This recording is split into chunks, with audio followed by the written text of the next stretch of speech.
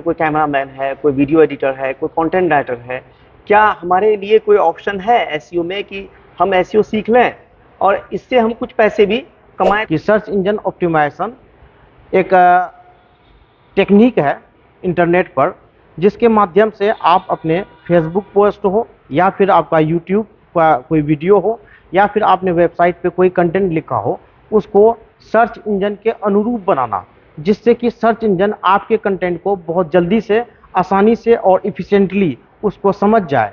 और इसी को जो हम लोग करते हैं उसको हम लोग क्या बोलते हैं, एसईओ। जानने वाले ही एक लड़का था, है ना, तो वही वो थोड़ा सा कोरोना के बाद जॉब वगैरह उसका चला गया था, तो वो मेरे से पूछा तो मैंने उसको बताया आपको ऐसे ऐसे करो, तो वो करते करते क्या हुआ कि उसकी स्टार्टिंग 12,000 से हुई थी, तो लेकिन आज चौथा साल है ना, लाख प्लस उसकी सैलरी।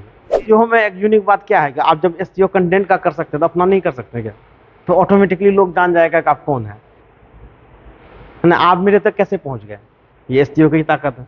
कि मान लो कि हमें कोई डॉक्टर के यहाँ जाना है अररिया में, यहीं पे है ना, तो अब मैं यहाँ से टाइप कर रहा हूँ कि डॉक्टर अरशद, है ना, डॉक्टर अरशद मैंने टाइप किया तो पता चला कि वहाँ पे हमें गूगल पे पहले पे ही एक वहाँ पे डिस्क्रिप्शन दिखा मैप जैसा, तो मैप पे क्लिक किया तो डायरेक्टली वहाँ जाने का ऑप्शन मिल गया, है ना, कि आपको डायरेक्शन पूछने की जरूरत नहीं, सीधे आप पहुँच जाइए। तो ये नहीं लगता कि लोगों की जो रीडिंग कैपेसिटी है वो कम हुई है, अब लोग यूट्यूब वीडियो की तरफ स्विच कर रहे हैं? बिल्कुल सही कर रहे हैं। कंटेंट का फॉर्म जो है बिल्कुल भी वीडियो में आ गया है। तो टेस्ट कंटेंट आज भी वेस्ट नहीं है। मान लो कि आपको शेयर का सैनोनिम्स जानना है ना, पर्यायवाची शब्द जानना है, तो इसके लिए यूट्यूब का आप 10 मिनट का वीडियो नहीं देखेंगे ना सर, आज भी आपको गूगल ही सर्च करेंगे। भारत का राष्ट्रपति कौन है, इसका सर्च आप गूगल पे ही करेंगे ना, यूट्यूब पे नहीं करेंगे, क्योंकि वहाँ पे एक वर्ड का आंसर है ना। तो ऐसे में गूगल आज भी जो सर्च है वो आज भी जिंदा है। कोई भी कीवर्ड पे आप कंटेंट तैयार कर रहे हैं, सबसे पहले गूगल पे सर्च करके देखें, गूगल खुद दिखा देगा उसमें जो है सर्च रिजल्ट में ज्यादा वीडियो कंटेंट आ रहा है या टेस्ट कंटेंट आ रहा है। गूगल पहले से इस चीज को डिफ्रेंशिएट कर दिया है कि इस कंटेंट को आप टेस्ट फॉर्मेट बनाइए या इस कंटेंट को आप वीडियो फॉर्मेट बनाइए या इसको आप फोटो के फॉर्मेट बनाइए। देखिएगा कुछ आप कैलेंडर सर्च करेंगे तो आपको कैलेंडर का फोटो डायरेक्टली वहां रख देते हैं, क्योंकि कैलेंडर का फोटो चाहिए लोगों को, वीडियो नहीं चाहिए, ना ही टेस्ट चाहिए। कि जो टीयर 1 कंट्री है जैसे कि यूएसए हो गया, यूके हो गया, है ना, तो वहाँ के कोई कंपनी है जो इंडिया में लॉन्च हुई है ना, वो इंडिया में बिजनेस शुरू किया है, तो वैसे कंपनी को अगर आप टारगेट करते हैं तो बहुत ज़्यादा पैसा कमा सकते हैं। क्या कि उसके जो वेबसाइट के कंटेंट तो कहें कि मैं आपको हिंदी में ट्रांसलेट करके पूरा वेबसाइट दे सकता हूँ। तो अच्छा, जब हमने सीमांचल डायरी शुरू किया था तो इनिशियली हम ये देखते थे कि व्यूज़ नहीं आ रहा, सर्चेस नहीं आ रहा और सब्सक्रिप्शंस नहीं बढ़ रहा, तो हम इधर उधर की वीडियो भी देखते थे कि चलो इसको व्यूज़ कैसे बढ़ाया जाए। तो लोगों ने कहा कि आप यूट्यूब चैनल का एसईओ नहीं कर रहे हैं। तो बड़ा नया सा टर्म हमारे सामने आया कि एसईओ एक्चुअल में होता क्या है। और हमारे कुछ दोस्तों ने और हमारे साथ कुछ कलीग काम भी करते हैं, तो उन्होंने ये बोला कि एसईओ से सर कुछ ऐसा है क्या कि जिससे पैसे वैसे कमाए जा सकते हैं। तो हमने थोड़ा सा डिग किया, थोड़ा पढ़ने की कोशिश की, थोड़ा समझने की कोशिश की, तो हमने तो अपने हिसाब से पढ़ा। हमारे हिसाब से ये होता है एसईओ, आप टर्म में देखें सर्च इंजन ऑप्टिमाइजेशन, और ऑप्टिमाइजेशन जहाँ तक मैं समझता हूँ इसको कहते हैं मिनिमम इनपुट मैक्सिमम आउटपुट। तो बहुत सारी चीज़ें हैं, तो इन्हीं क्वायरीज हमारे दिल में थी। तो अगर आपको याद हो तो पिछले महीने हमने डॉक्टर सरफराज नस्तर साहब से ऑनलाइन में पैसे कैसे कमाए जाते हैं इस पर एक कॉन्टेंट किया था। तो हमने कहा कि एसईओ भी एक बड़ा पार्ट है। आज हम फिर उनके पास आ गए, तो आज आप उनको हमारे साथ पाएंगे। स्वागत है सर आपका। हम ये कह रहे थे कि पिछली बार अगर आपको याद हो तो हमने ये बोला था कि how to become a blogger. एक तो ब्लॉगिंग के थ्रू भी और बिना भी ब्लॉगिंग के हम पैसे कैसे कमा सकते हैं। तो हुआ ये कि अब क्वायरीज ये आ गई, क्योंकि आपने बोला था एसईओ बहुत बार आपने उस कंटेंट में रिपीट भी किया है, बार बार एसईओ की बात हुई। हमें भी जिज्ञासा थी कि एसईओ क्या होता है, और हमारे कलीग ने भी स्पेशली आपसे ये पूछा है कि सर से ज़रूर पूछना कि हम तो मान लीजिए कोई कैमरामैन है, कोई वीडियो एडिटर है, कोई कंटेंट राइटर है, क्या हमारे लिए कोई ऑप्शन है एसईओ में कि हम एसईओ सीख लें और इससे हम कुछ पैसे भी कमाएं, ताकि हमारी जो डे टू डे की रिक्वायरमेंट है कुछ फुलफिल हो, वहाँ से एक रेवेन्यू जनरेशन मॉडल खड़ा हो। तो सबसे पहले आप ये बताइए कि एसईओ क्या होता है और हमारे जैसे लोग कैसे एसईओ से कुछ कर सकते हैं। जी, पहले मैं आपको एसईओ बिल्कुल आसान भाषा में समझाऊंगा ताकि जो आम व्यूअर भी हैं उसको ये बात समझ में आ जाए। एसईओ का जैसे कि आपने पूरा नाम बताया, सर्च इंजन ऑप्टिमाइजेशन। अब यहाँ पे एक वर्ड आता है कि सर्च इंजन। पहले मैं आपको बताऊंगा कि सर्च इंजन क्या है। जैसा कि आप जानते हैं गूगल एक सर्च इंजन है, और आप जानते हैं कि दुनिया में millions trillions number of web page daily बनते हैं, जो वेबसाइट का एक पेज होता है। तो सर्च इंजन का काम होता है क्या कि उनसे डाटा को कलेक्ट करके एनालाइज करके आप जब कोई भी सर्च करते हैं उसमें वो दिखाए। तो सर्च इंजन का ये काम है।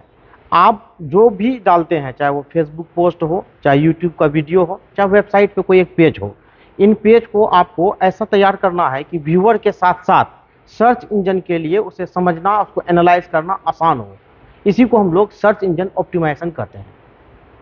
एक बार और रिपीट कर देता हूँ कि सर्च इंजन ऑप्टिमाइजेशन एक टेक्निक है इंटरनेट पर, जिसके माध्यम से आप अपने फेसबुक पोस्ट हो या फिर आपका यूट्यूब का कोई वीडियो हो या फिर आपने वेबसाइट पे कोई कंटेंट लिखा हो, उसको सर्च इंजन के अनुरूप बनाना, जिससे कि सर्च इंजन आपके कंटेंट को बहुत जल्दी से, आसानी से और इफिशिएंटली उसको समझ जाए। और इसी को जो हम लोग करते हैं उसको हम लोग क्या बोलते हैं, एसईओ। मेरे एक जानने वाले ही एक लड़का था, है ना, तो वही वो थोड़ा सा कोरोना के बाद जॉब वगैरह उसका चला गया था, तो वो मेरे से पूछा तो मैंने उसको बताया कि ऐसे ऐसे करो। तो वो करते करते क्या हुआ कि उसकी स्टार्टिंग 12,000 से हुई थी, तो लेकिन आज चौथा साल है ना, लाख प्लस उसकी सैलरी है। तो ग्रो करना, उसमें अपने आप को अपडेट करना है। जितना आप स्किल सीखेंगे ना सर, उतना आप ग्रो करेंगे। ऐसा नहीं कि इंजीनियरिंग कॉलेज से डिग्री ले लिया तो अचानक आपका 5 लाख का पैकेज स्टार्ट हो जाएगा। एसईओ में ऐसा नहीं हो। जैसे मान लो, एक उदाहरण देके समझाता हूँ कि सबसे आसान भाषा में, कि जैसे कि आप फेसबुक पे एक पोस्ट डालते हैं, ठीक है, तो अब मान लो कि कोई वीडियो कंटेंट आप उस पर अपलोड कर रहे हैं। अब यहाँ पे क्या जरूरी चीज़ है, वो जो कि आपका फेसबुक का जो सर्च इंजन है या गूगल उसको कैसे समझेगा। तो पहली बात यह है कि वीडियो का एक फाइल नेम रखें, है ना। वीडियो जो भी नाम से आप शूट किया है या वीडियो जो कुछ का भी है, उस पर एक फाइल नेम लगाएं। इसके अलावा जब आप पोस्ट करते हैं तो उसमें 2-3 सेंटेंस लिखें, उसमें डिस्क्राइब करें कि ये वीडियो किस लिए है।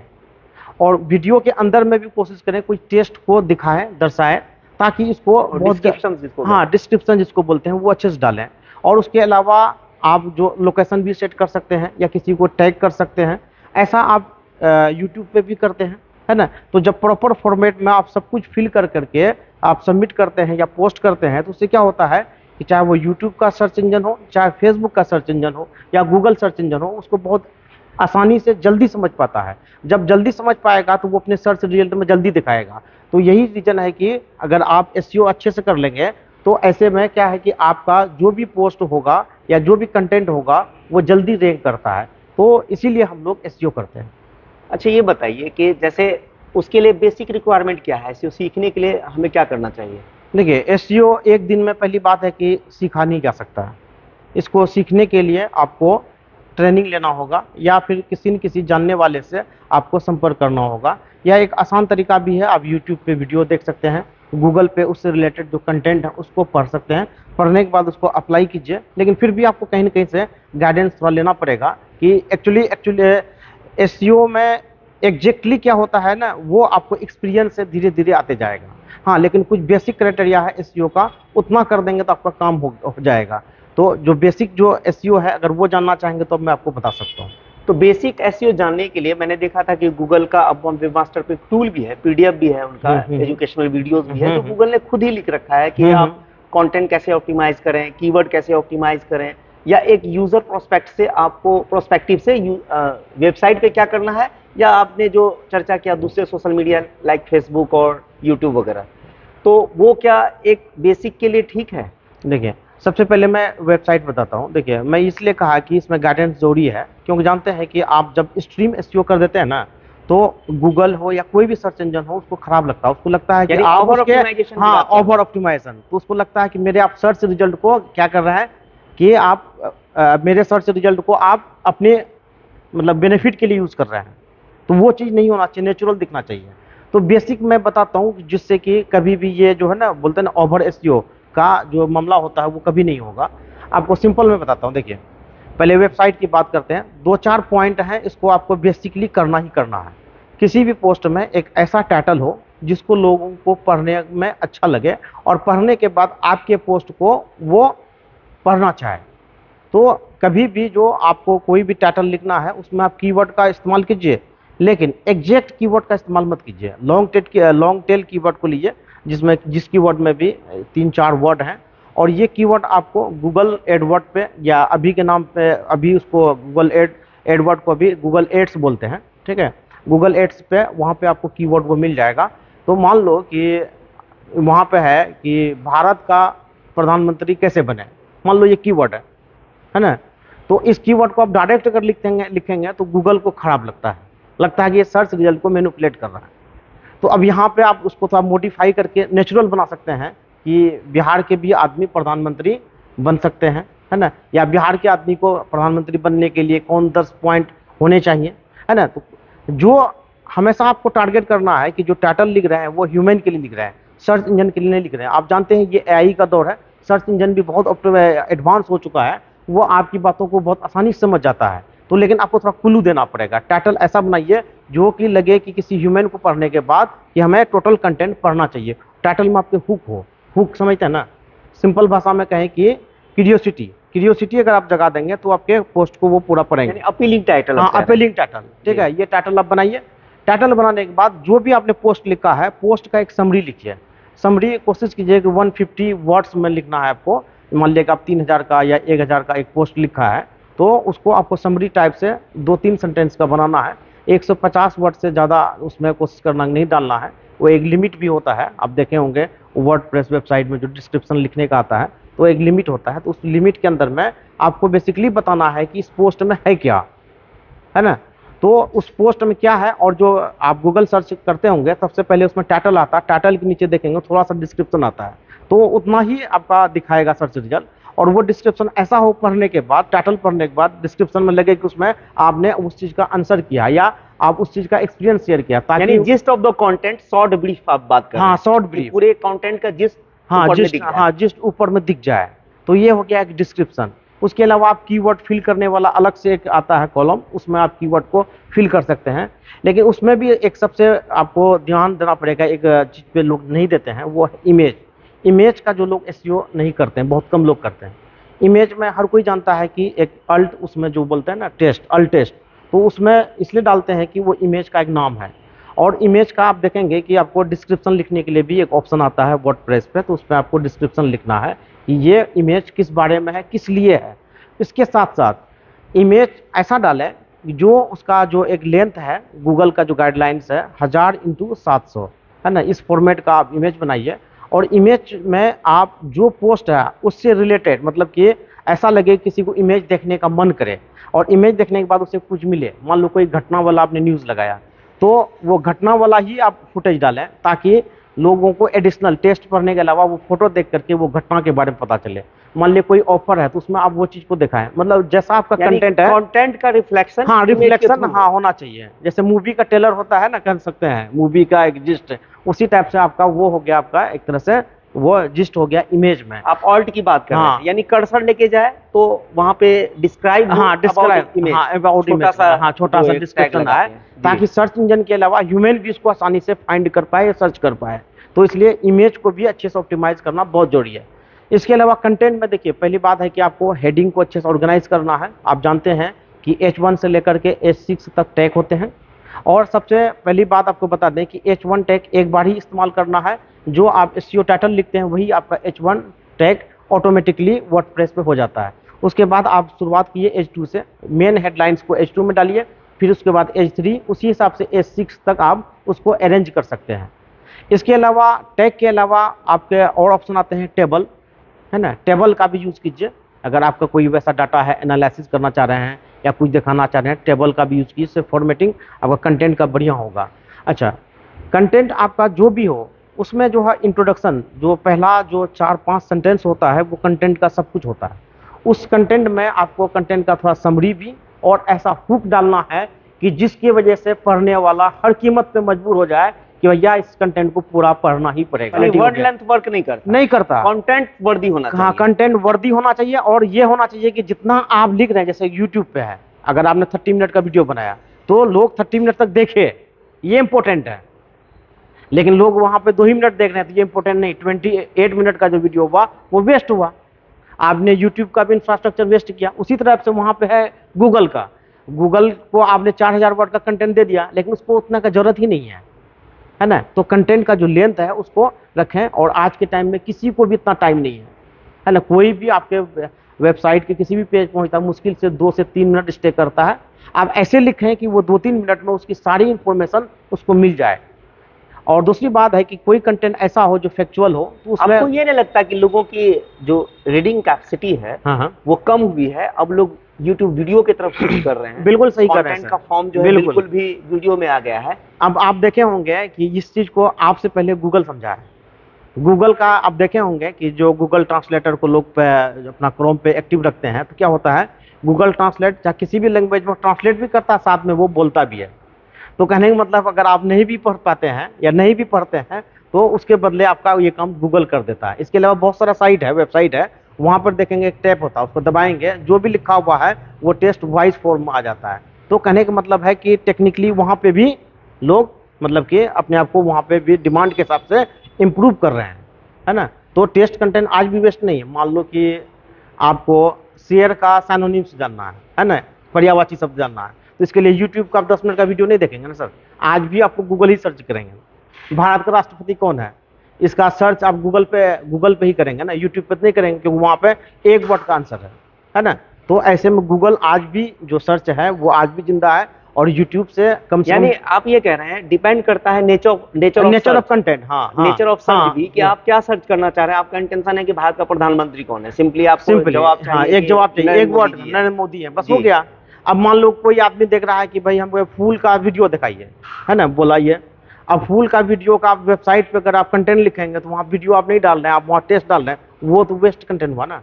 तो अब ये भी टाइम आ गया कि हमें ये भी समझने की जरूरत है कि नेचर ऑफ रिक्वायरमेंट क्या है, कि ये बंदा क्या चाह रहा है। हाँ। अगर कोई नोट्स चाह रहा है तो जाहिर सी बात है उसको कंटेंट रिटन फॉर्म में चाहिए, बिल्कुल चाहिए। और अगर कोई गार्डनिंग की बात कर रहा है तो जाहिर सी बात है वीडियो देखना करेंगे। और एक और बात समझना पड़ेगा, जैसे कोई भी कीवर्ड पे आप कंटेंट तैयार कर रहे हैं, सबसे पहले इसको गूगल पे सर्च करके देखें। गूगल खुद दिखा देगा उसमें जो है सर्च रिजल्ट में ज्यादा वीडियो कंटेंट आ रहा है या टेक्स्ट कंटेंट आ रहा है। गूगल पहले से इस चीज को डिफ्रेंशिएट कर दिया है कि इस कंटेंट को आप टेक्स्ट फॉर्मेट बनाइए, या इस कंटेंट को आप वीडियो फॉर्मेट बनाइए, या इसको आप फोटो के फॉर्मेट बनाइए। देखिएगा कुछ आप कैलेंडर सर्च करेंगे तो आपको कैलेंडर का फोटो डायरेक्टली वहां रख देते हैं, क्योंकि कैलेंडर का फोटो चाहिए लोगों को, वीडियो नहीं चाहिए, ना ही टेक्स्ट चाहिए। तो 3 फॉर्मेट में अभी कंटेंट चल रहा है। पहला है टेक्स्ट, नंबर 1 यही है अभी भी, नंबर 2 में वीडियो है, थर्ड में आपका इमेज है, फोटो जिसको बोलते हैं। तो 3 टाइप के ही कंटेंट मार्केट में भी चल रहा है। तो तीनों का अभी भी ट्रैफिक पहले जैसा ही है, और लोग फ्रस्ट्रेट होते हैं ना कि यूट्यूब पे ज़्यादा आजकल जो हो रहा है, नहीं, ऐसा कुछ नहीं है। यूट्यूब पे जो भी कंटेंट आपका आप डालते हैं किसी भी चैनल के थ्रू, उसमें देखेंगे उसमें व्यू लिखा आता है। अब वो लगता है अरे 1 मिलियन व्यू, ठीक है। मैं आपको बता रहा हूँ, मेरे बहुत सारे वेबसाइट हैं जिसमें क्या कहते हैं 36-38 मिलियन व्यू तक वाले हमारे पोस्ट अभी भी इंटरनेट पे हैं। तो यूट्यूब से कहीं ज़्यादा रीच या ज़्यादा नंबर ऑफ लोग अभी भी गूगल सर्च के पास है, और गूगल का ही यूट्यूब है सर। तो ये तो हो गई कि सर एसईओ कैसे करते हैं। हाँ। मेरा ये सवाल है कि क्या है कैरियर विकल्प ऐसे लोगों के लिए जो बिल्कुल नॉन टेक्निकल है, हमारे जैसे लोग, या हमारे दोस्तों ने जो शुरू में मैंने बोला सर, यहाँ पे मैं ना आपको 2 जगह डिफ्रेंशिएट करूंगा। पहला क्या है कि एक आदमी एसईओ अपने लिए सीखना चाहता है, जैसे कि मेरा कोई वेबसाइट है, या मेरा कोई यूट्यूब चैनल है, या मैं सोशल मीडिया पर एक्टिव रहता हूँ, उसके लिए एसईओ होता है। और एक होता है प्रोफेशनल, हमें एसईओ करके पैसे कमाना है, ठीक है। तो पहले मैं किसको बताऊँ, पैसे कमाने वाला या फिर अपने लिए? दोनों रिक्वायरमेंट है, आप ठीक है, चलिए मैं इसको अलग कर देता हूँ, ताकि दोनों में जो है ना रिक्वायरमेंट अलग है ना। तो देखिए, हर आज के टाइम में लगभग जितने भी लोग आपके व्यूअर हैं, उसका फेसबुक अकाउंट होगा। उनमें से कम 5-10% लोग ऐसे भी होंगे जिसका यूट्यूब चैनल होगा, है ना। उसी तरह उसका इंस्टाग्राम पे भी अकाउंट होगा, किसी का ट्विटर पे अकाउंट होगा। देखिए, इन सब में भी एसईओ होता है ना। कुछ दुकानदार भाई भी होंगे, है ना, या कोई प्लेस वाले होंगे, तो वो भी अपना गूगल मैप पर अपना डालते हैं डिस्क्रिप्शन, जिसमें कि गूगल सर्च से लोग उसके घर तक पहुंच जाते हैं। गूगल मैप क्या होता है सर? अभी आपने गूगल मैप, हाँ, देखिए, आज के टाइम में ना एक बहुत इमर्जिंग चीज़ है कि आप जानते हैं कि गूगल मैप भी गूगल का ही है ना। गूगल का एक बहुत बड़ा ये है।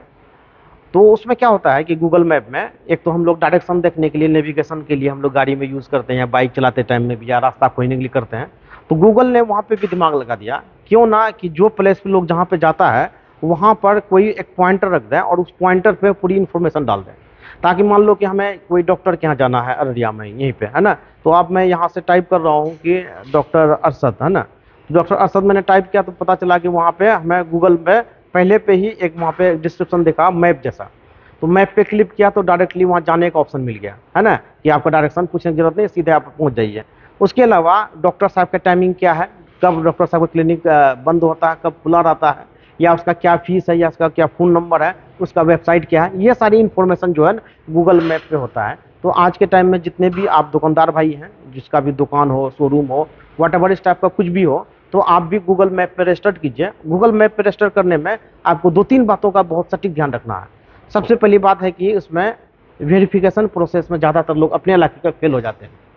तो कोशिश करें कि उसमें एड्रेस सही डालें, और एड्रेस जब सही डालेंगे तो वेरिफिकेशन कोड आपके घर पे आएगा बाई पोस्ट, स्पीड पोस्ट से, भारतीय डाक से, ठीक है। वो आपका 12 से 15 दिन के भीतर ही आता है, थोड़ा लेट आता है ना। तो इरिटेट होने की जरूरत नहीं, क्योंकि आप जानते हैं कि गूगल बाहर की कंपनी है, तो उसका प्रोसेस उस टाइप से होता है। यहाँ से इन्फॉर्मेशन डालेंगे, वो सिंगापुर या बेंगलोर सेंटर में जाता है, वहाँ तब होके आता है, तो टाइम लगता है।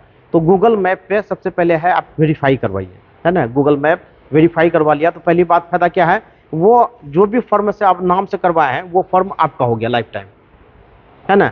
तो एक पहला फायदा ये हुआ कि वो नाम हो गया। उसमें जो है कि इमेज का जो साइज है उसको देख ले, जब भी इमेज अपलोड करेंगे तो उसमें साइज आएगा कि इतने साइज का ही इमेज को आपको अपलोड करना है। तो इमेज जब भी उसमें अपलोड करें तो गूगल मैप के जो गाइडलाइंस के हिसाब से जो साइज है ना, वो साइज को पहले आप आराम से देख लीजिए। और आप खुद से डिजाइन करते हैं या किसी से करवाते हैं उस इमेज को, है ना, कुछ लोग पोस्टर करते हैं दुकान वगैरह वाले, तो उसमें वो साइज का बनवाएं। और बनवाने के बाद जब भी अपलोड करें तो उसको ध्यान से, और उसमें क्रॉप करने का भी ऑप्शन होता है, तो आप अपने हिसाब से एडजस्ट करके डालें, क्योंकि वही फोटो आपका डिस्प्ले होगा हर जगह। उसके बाद आता है उसका डिस्क्रिप्शन कि आप क्या करते हैं, क्या सर्विस देते हैं, है ना। उसके अलावा उसमें फ़ोन नंबर वेरीफाई करने का, तो OTP से आपको वेरीफाई करना है।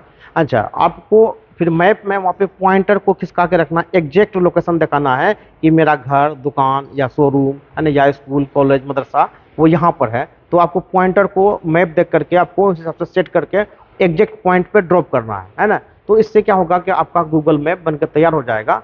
और उसमें सबसे बड़ा फायदा क्या है, गूगल पे आपके नाम का या आपके दुकान के नाम पर कोई भी सर्च करेगा तो पहला रिजल्ट उसका फिक्स है। गूगल मैप इसलिए होता है।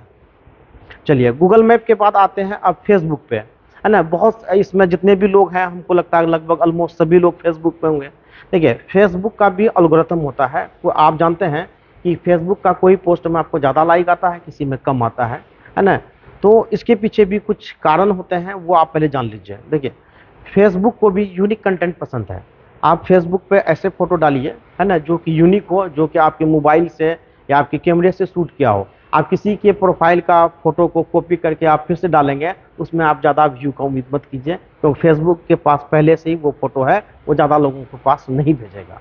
इसके अलावा जब भी कोई फोटो वीडियो हो तो उसमें फाइल नेम जो होता है वो डालें, है ना, किस बारे में है। उसके अलावा उसमें टैगिंग का ऑप्शन होता है, टैग करें जो आपके फ्रेंड हैं, या वो फ्रेंड जो उससे रिलेटेड है उस कंटेंट से, है ना, जो उस कंटेंट को पसंद करेंगे उसको ही टैग करें। और वो चीज़ को ध्यान दें। और टैग करने में लोग 100-200 को टैग करते हैं, वो भी गलत है। मतलब कि आप मिनिमम का यूज़ कीजिए, जितनी की रिक्वायरमेंट है, 10, 12, 5, है ना, ये ठीक रहता है। टैग के अलावा क्या होता है कि चाहे वीडियो हो, चाहे आपका वो इमेज फॉर्मेट हो, तो उसमें सेट करने के लिए आता है आपका ऊपर में डिस्क्रिप्शन। डिस्क्रिप्शन में आप वो चीज़ लिखिए जो कि वीडियो में है, अगर आप ज़्यादा लाइक चाहते हैं। ये उससे लीक से हट करके लोग कुछ और लिख देते हैं, वो चीज़ नहीं लिखा है। हाँ, उसमें आप @ हो गया या टैग, है ना, स्लैश जिसको डालते हैं, यही जैसा यूट्यूब पे, हाँ यूट्यूब पे है वो चीज़, यहाँ फेसबुक पे भी चलता है, और ये चीज़ आपका ट्विटर पे भी चलता है। ट्विटर पे सबसे ज़्यादा हैशटैग का शुरुआत ट्विटर ने किया था, ट्विटर पे ज़्यादा काम करता है। अच्छा, कुछ लोग ऐसे भी होते हैं कि भाई हम फेसबुक से ना पॉपुलर होना चाहते हैं, तो मैं कहूँगा आप हो सकते हैं, बहुत आसान है, घर में बैठ के हो सकते हैं। आप गूगल ट्रेंड नाम का एक वेबसाइट है, गूगल का ही है, गूगल ट्रेंड को ओपन कीजिए और देखिए कि इंडिया में लास्ट 24 आवर्स में इंडिया में किस टॉपिक पे सबसे ज़्यादा लोग बात कर रहे हैं। या ये चीज़ कर सकते हैं, ट्विटर पे भी देखिएगा ट्रेंडिंग चीज़ें क्या है, उससे रिलेटेड पोस्ट जो भी आपसे रिलेटेड है वो पोस्ट को फेसबुक पर डालिए, वहाँ पे भी आपको इतना लाइक आ जाएगा जो कभी आपने सोचा नहीं होगा, अगर आपका कंटेंट वाकई बढ़िया है ना। तो इस फेसबुक में भी आप बहुत अच्छा रीच पा सकते हैं। और फेसबुक का पेड वर्जन भी है, लेकिन हम लोग जनरली फ्री यूज़ करते हैं ना। फ्री में भी आप इतना SEO कर देंगे तो आपको अच्छा खासा व्यू आ जाएगा। तो ये बात हो गई कि अपनी वेबसाइट आप किस तरह से ऑप्टिमाइज करें, यूट्यूब को, चैनल को, सोशल मीडिया, यूट्यूब में भी नहीं बताया, फेसबुक में आ जाए, ट्विटर में होगा। हाँ, ये बात तो ये हो गई कि आप अपने लिए कैसे ब्रांडिंग कर सकते हैं SEO कर करके। हाँ हाँ हाँ हाँ हाँ हाँ। अब ये सबसे ज्यादा जो इंटरेस्टेड है हमारे यूजर्स कि पार्ट टाइम क्योंकि और भी कुछ काम कर रहे हैं, एज ए फ्रीलांसर या घर बैठे कैसे एसईओ के माध्यम से कुछ पैसे ऐसे कमाए जा सकते हैं? देखिए, एसईओ के माध्यम से पैसे भी कमाया जा सकता है और ये बहुत आसान है, वो भी घर बैठ के। सिर्फ आपके पास एक स्मार्टफोन होना चाहिए, और जिसके पास भी स्मार्टफोन है, जियो वाले का देन है कि हमें अच्छा डाटा हाई स्पीड मिला हुआ है, उसका यूज़ करके आप कर सकते हैं। देखिए, बहुत सारे जो है ना कि वेबसाइट है ना, जैसे मान लो कि कोई आप हिंदी लैंग्वेज के एक्सपर्ट मान लें, है ना, तो आप जो भी कंटेंट को पढ़ते हैं ना, गूगल पे सर्च करते हैं, तो वहाँ पे जो भी वेबसाइट आता है, हर वेबसाइट का कॉन्टैक्ट फॉर्म होता है ना, तो या कॉन्टैक्ट में वहाँ पे ईमेल एड्रेस होगा। उस वेबसाइट ओनर से आप डायरेक्टली अप्रोच कर सकते हैं कि मैं आपके इस पोस्ट को अपने फेसबुक पेज पे मैं शेयर कर सकता हूँ, या इसको जो है किसी और वेबसाइट पे शेयर कर सकता हूँ, या मैं अपने यूट्यूब मेरा चैनल है ना, जिस पे इतने सारे व्यू हैं, तो वहाँ पे मैं डिस्क्रिप्शन में इस लिंक को डाल सकता हूँ। तो उनसे आप निगोशिएट कर सकते हैं $1, $2, $5 से। तो इस टाइप से बेसिकली आप स्टार्ट कर सकते हैं। इसके अलावा भी है फ्रीलांसिंग, है ना, तो बहुत सारे जो फ्रीलांसिंग वेबसाइट है, तो वहाँ पर भी आपको कंटेंट को एडिट करने का, कंटेंट को मॉडिफाई करने का, इमेज को मॉडिफाई या इमेज को एडिट करने का, है ना, या फिर क्या कहते हैं कि बैक लिंक के लिए, है ना, इस टाइप से अलग अलग फॉर्मेट के वहाँ पे फ्रीलांसिंग वेबसाइट पे आपको मिलेगा। वहाँ से आप जॉब उठा सकते हैं, उठा करके घर पे आप पूरा कर सकते हैं। इसके अलावा एक एडिशनल चीज़ बता देता हूँ, आजकल जो है ना ट्रांसलेशन भी बहुत ट्रेंडिंग बिजनेस है ऑनलाइन, मतलब एसईओ का ही एक सेगमेंट है। देखिए, हर कोई सोचता है कि गूगल ट्रांसलेटर कोई भी लैंग्वेज को किसी में ट्रांसलेट कर देता है। आपने कभी इंग्लिश को हिंदी में ट्रांसलेट किया होगा, या उर्दू को हिंदी में किया होगा, देखे होंगे, उसमें बहुत सारा ग्रामेटिकल एरर होता है। तो कोई वेबसाइट ओनर नहीं चाहता है कि मेरे वेबसाइट में कोई कंटेंट हो तो उसमें ग्रामेटिकल एरर हो। तो मान लो कि कोई आप देख लें कि जो टियर 1 कंट्री है, जैसे कि यूएसए हो गया, यूके हो गया, है ना, तो वहाँ के कोई कंपनी है जो इंडिया में लॉन्च हुई है ना, वो इंडिया में बिजनेस शुरू किया है। तो वैसे कंपनी को अगर आप टारगेट करते हैं तो बहुत ज़्यादा पैसा कमा सकते हैं। क्या कि उसके जो वेबसाइट के कंटेंट को कहें कि मैं आपको हिंदी में ट्रांसलेट करके पूरा वेबसाइट दे सकता हूँ, तो उसमें आपको 3-4 महीने का काम मिल जाएगा। तो आप घर बैठ करके उस पूरे वेबसाइट को ट्रांसलेट कर सकते हैं। ट्रांसलेट करना भी आसान है, वो कंपनी वाले भी जानते हैं। आप गूगल ट्रांसलेटर का यूज़ करेंगे, उसके बाद ग्रामेटिकल जो एरर है उसको आप ठीक करेंगे, क्योंकि वो आप जानते हैं कि एआई के थ्रू किया हुआ वो ट्रांसलेशन होता है, उसमें ह्यूमन लाइक फीलिंग नहीं आता है। तो गूगल ट्रांसलेट से ट्रांसलेट करने के बाद आप उसको अपने लैंग्वेज में अपने तरीके से, जो भारतीय जो ऑडियंस है उसको पढ़ने में अच्छा यानी लगे। आप ये कह रहे हैं कि इंडिया में रहने वाले, क्योंकि हम लोगों की हिंदी अच्छी होती है, हाँ, तो अब हम हिंदी का ट्रांसलेट करके सेंस से, व्याकरण के हिसाब से ठीक कर देंगे। हाँ, तो ठीक इससे कर अच्छे खासे हमें पैसे मिल सकते हैं, पैसे मिल यूएस की सकते हैं। कंपनी और एक और मजेदार बता रहा हूँ, तो इसमें एक एसईओ का भी ट्रिक छुपा हुआ है। ठीक है, आप क्या है कि जो भी कंटेंट को आप ट्रांसलेट कर रहे हैं, तो उसमें आप पार्टी से ये भी बात कर सकते हैं, उस कंपनी से, कि मैं एसईओ कंटेंट बना के दूंगा आपको। तो एसईओ कंटेंट में क्या है, जैसे कि हाउ टू बी, है ना, एक कीवर्ड है इंग्लिश में, आप हिंदी इसका सोच के देखिए, है ना, कैसे बहुत बड़ा, है ना, तो यहाँ पे थोड़ा संदर्भ चेंज हो जाता है। तो कहने का मतलब हुआ कि जो कीवर्ड इंग्लिश में है वो हिंदी में एग्जैक्ट वैसा नहीं होता। तो हिंदी में भी आप कीवर्ड को एनालाइज करके गूगल एड से वहाँ से लेकर के उसके कंटेंट में आप डाल करके उसको एसईओ फ्रेंडली कंटेंट बना करके हिंदी भाषा में दे सकते हैं, उसके जो ओरिजिनल इंग्लिश कंटेंट थे। ठीक है, तो सबसे अच्छा चलने वाला जो बिजनेस है या कहीं काम है एसईओ में आज के टाइम में, वो ये है। क्योंकि आप जानते हैं कि हर कंपनी मल्टीनेशनल होना कितने चाहिए। पैसे कमाए जा सकते हैं सर? देखिए, इसमें डील होने की बात है, निगोशिएशन पावर कितना है। देखिए, जो मैं आपको एक मूल बात बता दूं कि जो अंग्रेज होते हैं, खासकर यूके या ऑस्ट्रेलिया या इसके यूएसए के लोग होते हैं, तो वो काफ़ी रिच होते हैं, है ना।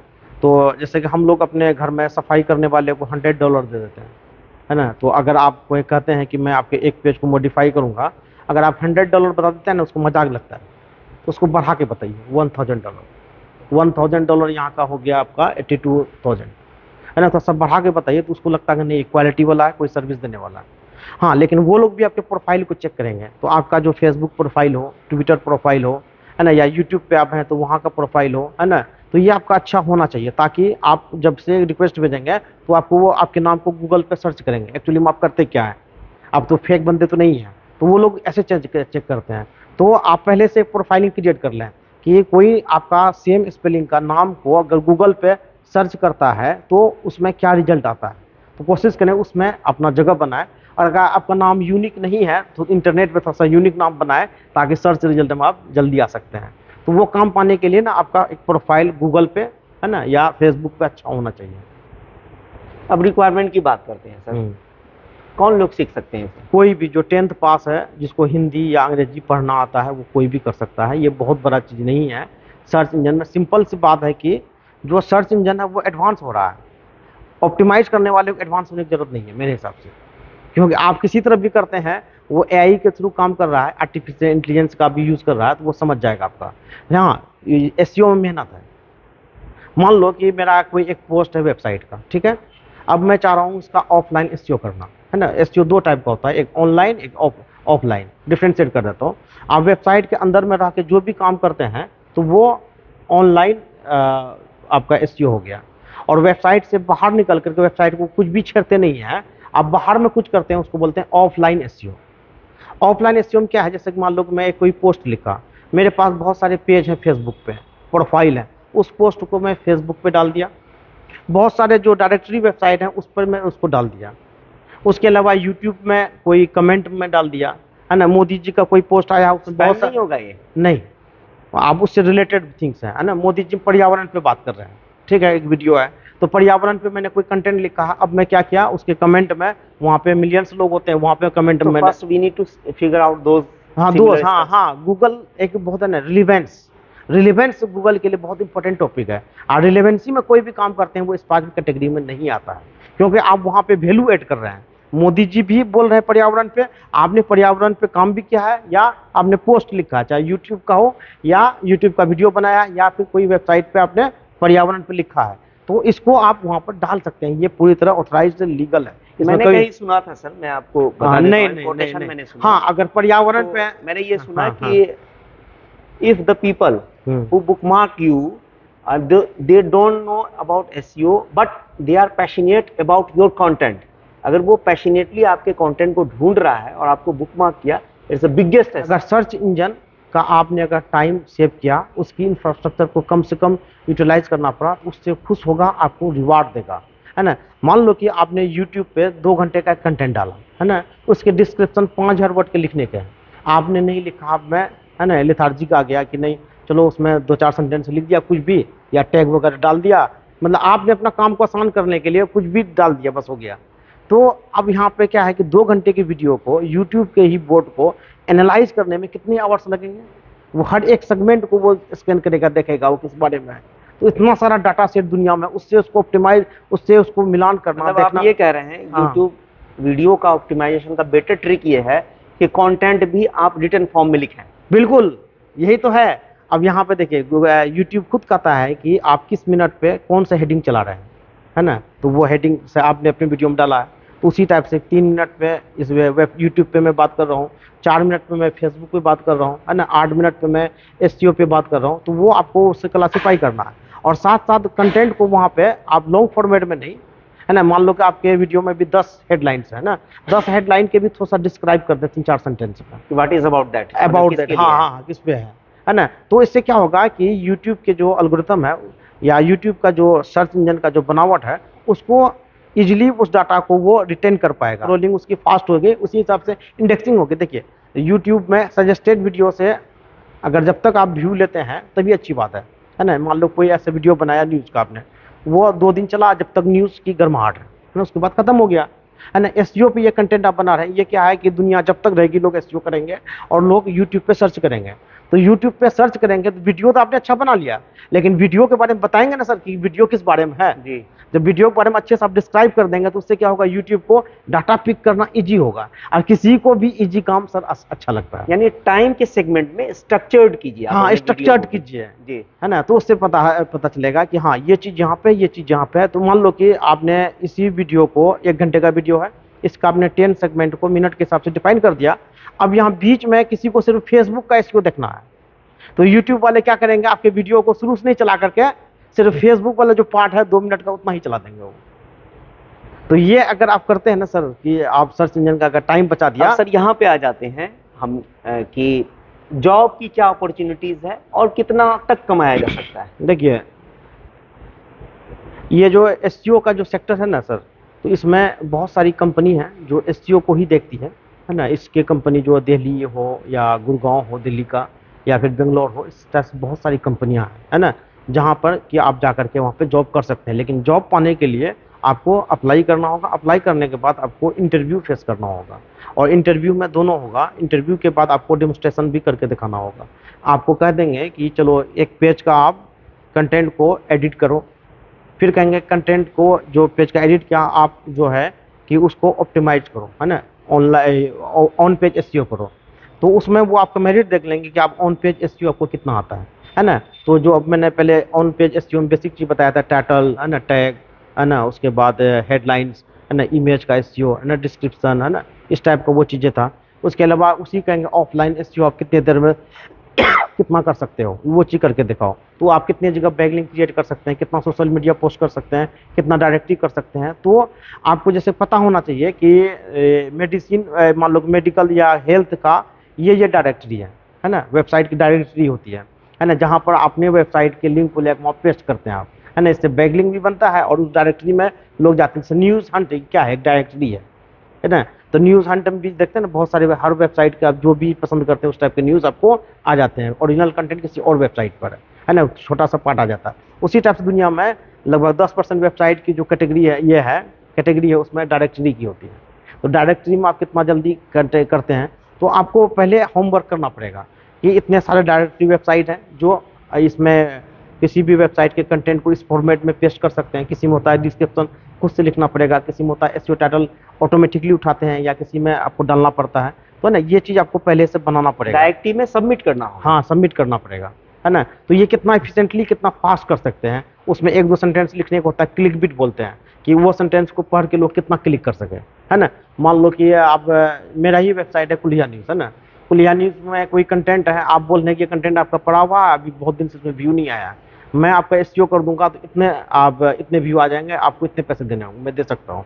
अगर मुझे लगा कि हाँ एडसेंस में इतने व्यू आने पे पोस्ट में इतना इनकम होगा, चलो तो बेकार से अच्छा क्या है 50% इनकम में उसको यानी आप सस्टेन कह कर रहे लेता हैं हूँ। कि थोड़ा सा होमवर्क आपको करना होगा। हाँ होमवर्क करना तो पड़ेगा, फाइल को हाँ एक्सपोजर करना करने पड़ेगा, के हाँ लिए करना और ये पड़ेगा, प्रूव करना होगा प्रूव करना कि you are पड़ेगा कि आपको capable enough to वाकई में handle those एसईओ stuff। आता है। आप जो चाहते हैं सरकारी नौकरी की तरह फ्री में एसईओ वर्ड सीख लिया आपको नौकरी मिल जाए, ऐसा कुछ नहीं है सर। आपको सही में काम जेन्युइनली आना पड़ेगा, और जेन्युइन काम आ गया तो आपको कंपनी में जॉब भी मिलेगा।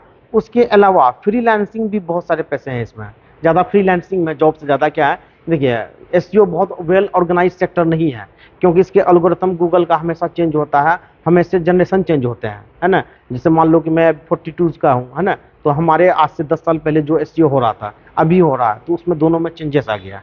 तो मैं भी अपने आप को उसके हिसाब से मॉडिफाई कर लिया, तो मेरे कंटेंट अभी हिट है। तो आने वाला जो मैं देखता हूँ 20 ईयर के बाद मेरी उम्र नहीं रहेगी कि मैं अपने आप को उतना अपग्रेड कर सकूँ। तो यंग लोगों को इसमें, है ना, ज़्यादा आसानी से जल्दी जॉब मिलता है, क्योंकि यंग लोग वो एसईओ में जो भी चेंजेस हुआ तुरंत अडॉप्ट कर पाते हैं, है ना। तो जो यंग लोग हैं, हाँ इसमें क्वालिफिकेशन मैटर नहीं कर सकता, आप 8वीं फेल भी कोई दिक्कत नहीं है, आपको आना चाहिए काम। ये बड़ी बात है। बस इतना होना चाहिए कि आपको इंग्लिश पढ़ करके 30-40% आपको समझ में आ जाना चाहिए। बस मेरा कहने का मतलब एजुकेशनल रिक्वायरमेंट एसईओ के लिए इतना ही है, बाकी सब मेहनत और एक्सपीरियंस आपको कितना सब तक कमाया जा सकता है सर? स्टार्टिंग जो है कि मेट्रो सिटीज़ में रह करके आप 15 से 20 हज़ार की शुरुआत कर सकते हैं, और जैसे जैसे एक्सपीरियंस बढ़ेगा तो आप 1-1.5 साल में डबल, है ना, एक्सपेक्ट कर सकते हैं। क्योंकि देखिए एसईओ में शुरू में आपको पैसे नहीं मिलेंगे, क्योंकि कंपनी को भी पता नहीं होता कि आप में एक्चुअली में कितना स्किल है। जैसे जैसे आप स्किल बढ़ाएंगे तो आपकी सैलरी, अगर मेरे एक जानने वाले ही एक लड़का था, है ना, तो वही वो थोड़ा सा कोरोना के बाद जॉब वगैरह उसका चला गया था, तो वो मेरे से पूछा तो मैंने उसको बताया कि ऐसे ऐसे करो, तो वो करते करते क्या हुआ कि उसकी स्टार्टिंग 12,000 से हुई थी, तो लेकिन आज चौथा साल है ना, लाख प्लस उसकी सैलरी। तो ग्रो करना, उसमें अपने आप को अपडेट करना है।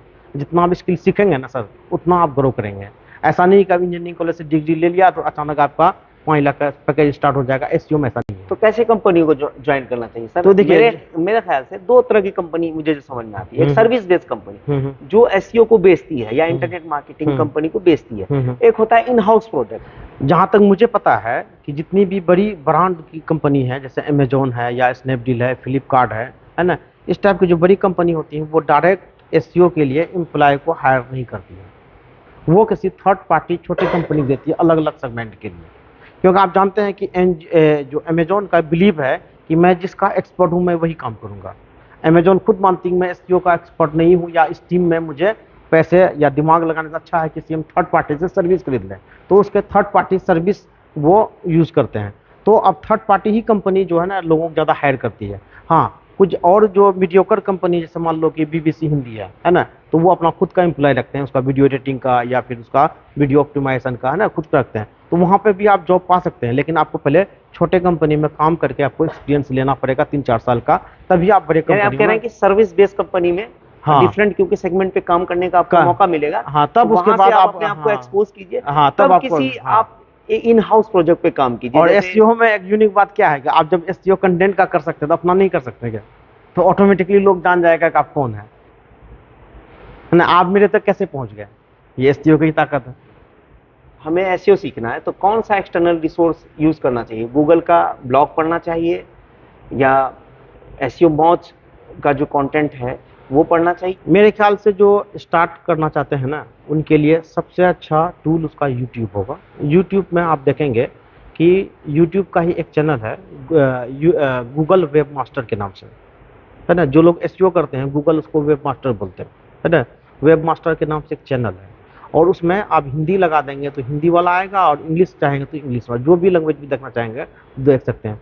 गूगल वेब मास्टर में इसलिए सजेस्ट कर रहा हूँ कि ये किसी टाइप से पैसे आपसे तुरंत पैसे नहीं मांगते हैं, है ना। ये पूरा ईमानदार है, और जो एक्चुअली में होता है वो वही चीज़ को बताते हैं। तो स्टार्ट जब भी करें तो आप जो है गूगल का जो वेब मास्टर यूट्यूब वीडियो है वहाँ से करें। अगर आपको पढ़ने का भी शौक है तो गूगल वेब मास्टर से आप पहले पढ़ लीजिए।